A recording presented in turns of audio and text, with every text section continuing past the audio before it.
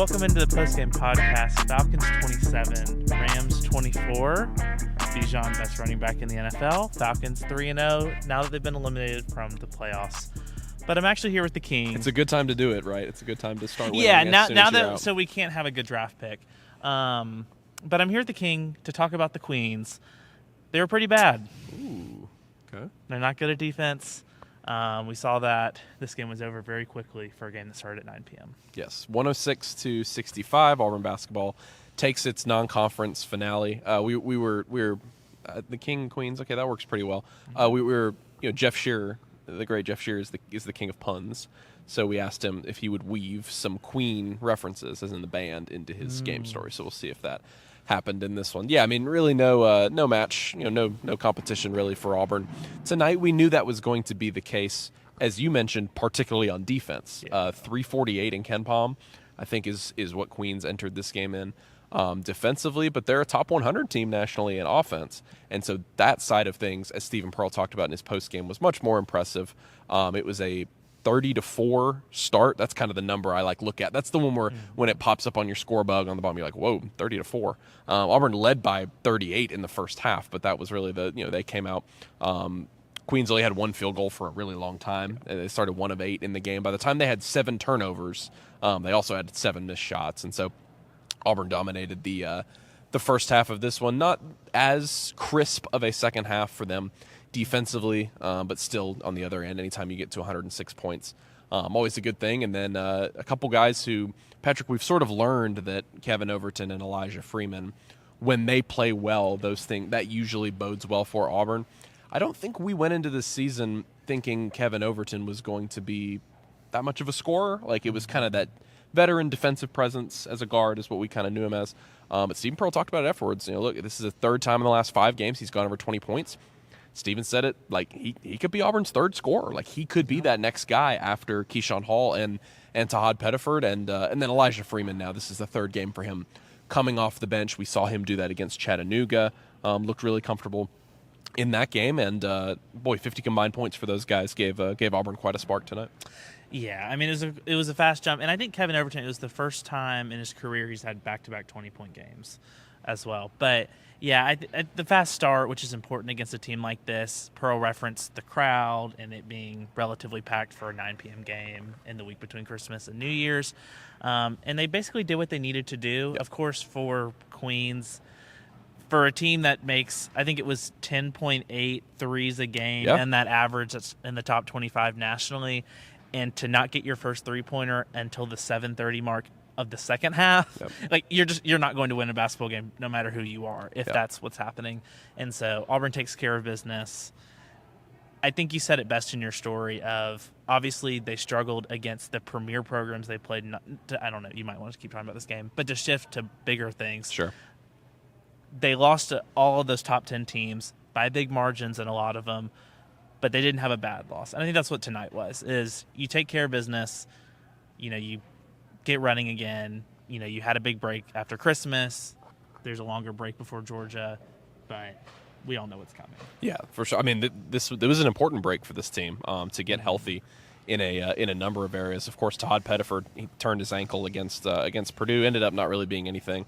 Kind of had done that apparently throughout his career. As Stephen Pearl said, going back to high school, that's something that's kind of bothered him. I think Keyshawn Murphy was the one where it's we just kept waiting for him to, almost like Janai Broome last year when he had a couple injuries that just couldn't get out of the way. Murphy hasn't been unavailable. He hasn't necessarily been actively injured, but it's just been that lingering knee, that lingering hip. And he talked about it in the post-game press conference, which if you're watching this on YouTube, you can go watch those interviews as well. Just kind of getting home, getting back in Birmingham, able to rest a little bit. And you saw a team that came out tonight. Stephen Pearl was not worried about it, but wondering if the team would have that response after a long break. We mentioned a 30-4 start to the game. The crowd you mentioned as well. Not an insignificant factor to discuss in this game because Patrick is a late tip-off, 9 o'clock local time. For anyone, if you're on Eastern time, starting at 10 p.m. and we're on break. It's December 29th. Lots of kids here at the university are gone.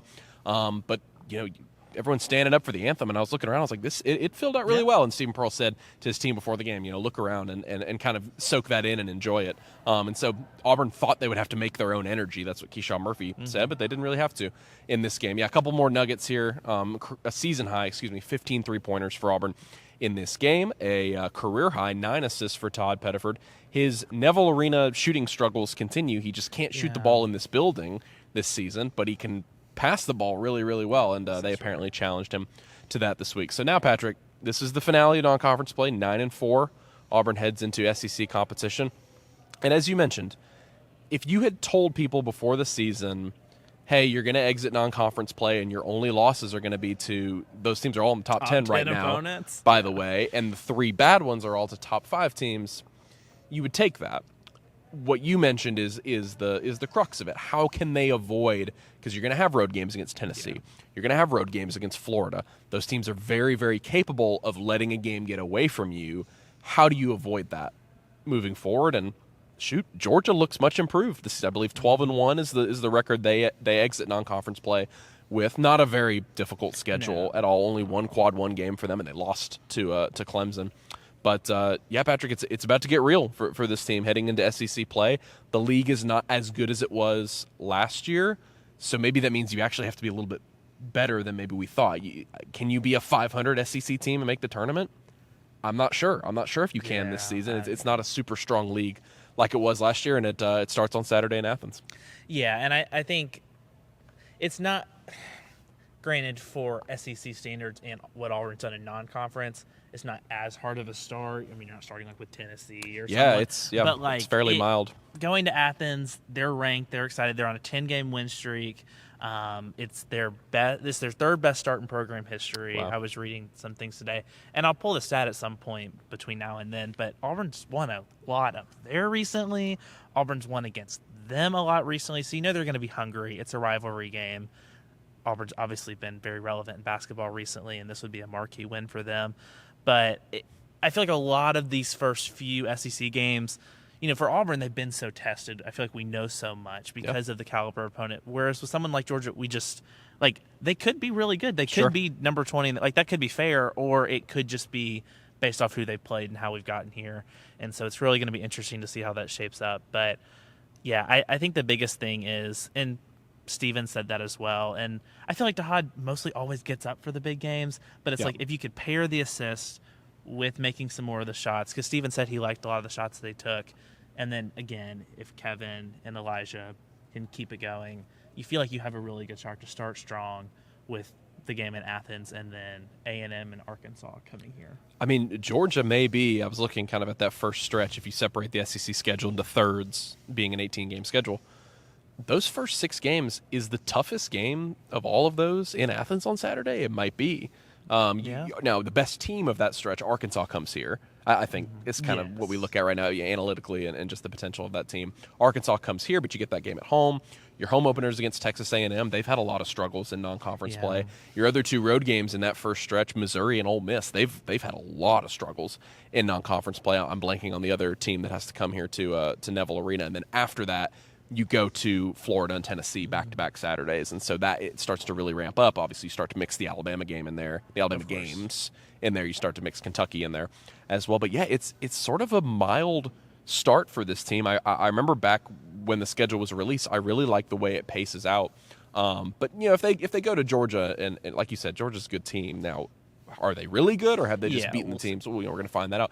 Good Auburn teams have been tested there. Good Auburn teams have lost there. Janai Broom's second season, I remember they opened SC play there and they lost. They lost by like 10 in that game. I remember the Jabari Smith team was up by a bunch, had to win it at the end. The Final Four team had to win it at the end. They had to grind one out last year when Janai Broom was injured, so it's not easy to go play there in Athens. But it's such an interesting spot, Patrick, because we think you should know so much about a team after non-conference play, and we do. But at the same time, some of these games have just gotten away so quickly. It's like, are they going to have opportunities away from home against strong opponents to make those games competitive? It's an interesting place this team's in right now. And I think that's the thing is, like, yes, there are things you need to do better at so that when you go to Tennessee or when you go to Florida or Alabama, it's not a 20-point game at the half. But at the same time, like the gaming it out of like where can you pick off the wins, like going to Oklahoma or going to Missouri, get those. Or even Georgia just to start SEC play because they haven't seen the opponents you have and they aren't as battle tested. Like those are the ones where I'm like, those are the ones you can pick off, and then you can take care of business at home in a lot of these other games, and you can start to build a pretty good resume. But, of course, if you want to take that jump and be more competitive in Knoxville or Gainesville, that's kind of where everything would have to come together. One question I have for you, it's the holiday season, New Year's resolution. If you had to give this team a New Year's resolution going into SEC play of like, this would be a great thing to work on, what would it be? I'm putting you on the spot. I did not. Yeah, I mean, I guess I'll just, because I don't have one off the top of the dome, I guess I'll just defer to the point Stephen Pearl always makes, and that is to focus on defense. First and foremost, I think this team has a lot of tools to be very competent defensively. But right now, I can't remember the number he said. Did he say top 60 defensively? I think that was kind of the range that Stephen Pearl threw out. Maybe top 50. He was like, look, we know we're going to score some points. I think Ken Palm, they're like a top 15 offense right now, but they need to be in that higher range defensively. And so I think just getting that buy-in and getting more consistency from top to bottom would be my resolution for this Auburn team, because the offense is going to come.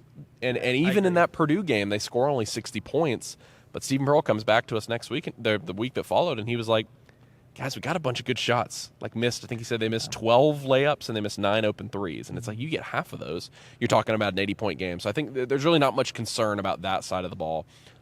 It's more on defense. I think just sort of a top-down, if they can go from being a C-plus defensive team to a B defensive team, I think that's a really big deal for them in SEC play. Well, Patrick, it's going to be, like we talked about, it's going to be a really, really intriguing SEC slate. The first SEC schedule of the Stephen Pearl era, I guess, and we'll see what this team is. Well, right now I think we all kind of perceive them as a lower tier NCAA tournament team. Like we still think they're clearly a tournament team. I agree. We think they're middle of the pack in the SEC, but those things start to sway. We start to learn a lot more when we get into conference competition, and so we'll both be there in Athens on Saturday for what should be a great game. Roles reversed a little bit now because Georgia's actually a ranked team. Yeah, Auburn's just right outside, and that doesn't really matter, but it would technically, I'm sure they'll be favored to technically be an upset if Auburn were to win in Athens, so you're not used to necessarily seeing that. So for Patrick Bingham, I'm Nathan King. Thank you guys so much for tuning in to the Postgame Pod, and sorry, Patrick, I don't have a on-the-spot question for you, but happy New Year to you. Hope you had a Merry Christmas. Hope all of our subscribers had a nice, safe, and enjoyable holiday season. I know that football has been the source of some frustrations of late. If we're recording this, well, we're not recording it on the day anymore because it's like 1 o'clock. That's right. But yesterday, Cam Coleman declared that he'll be entering the transfer portal. And so as me and Christian talked about our podcast, just kind of preaching patience there, not saying I will also be entering the transfer portal. Well, that really sucks. Now we won't have a video guy. But if you're looking for for something to take your mind off it, I guess is the point I'm trying to make.